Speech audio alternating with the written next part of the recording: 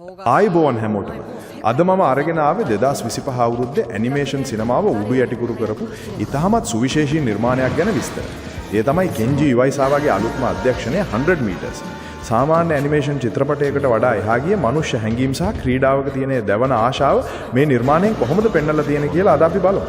මේ කතාවේ තිර රචනය යූටෝ සහ යසුයුකි මූටෝගෙන්. කතාව ගෙතිලා තියෙන තප්පර 10කටවත් අඩු කාලයකින් Tamanගේ මුළු ජීවිතයම තීරණය කරන්න බලාගෙන ඉන්න මීටර 100 දාවකයෙක් වට. ටෝරි මත්සුජාකා සහ ෂෝටා සොමිටානි වැනි දක්ෂ නළුවන්ගේ හනදායකත්වය මේ චරිතවලට ලබා දීලා තියෙන පුදුමාකාර තාත්වික බව.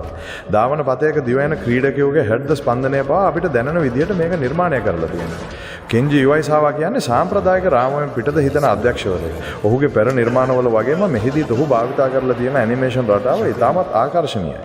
ක්‍රීඩාවක තියෙන වේදය සහ ඒ මොහොතේ ඇතිවන මානසික පීඩනය වර්ණ සහ රූප හරහා ඔහු අපූර්වට මතු කරනවා. මේක නිකන් ක්‍රීඩා චිත්‍රපටයක් නෙමෙයි, මේක Tamanගේ හීම වෙනවා කරන අරගලයක්. ඔබ ඇනිමේෂන් වලට ආදරය කරන කෙනෙක් නම් හෝ ජීවිතයේ ජයග්‍රහණ හොයන කෙනෙක් නම් මේ චිත්‍රපටය අනිවාර්යයෙන්ම නරඹිය යුතු එකක්. 2025 අවුරුද්දේ නිකුත් වුණු හොනම නිර්මාණ අතරට මේක අනිවාර්යයෙන්ම එකතු වෙනවා. ඉතින් මේ චිත්‍රපටය ගැන ඔයාලගේ අදහස මොකක්ද?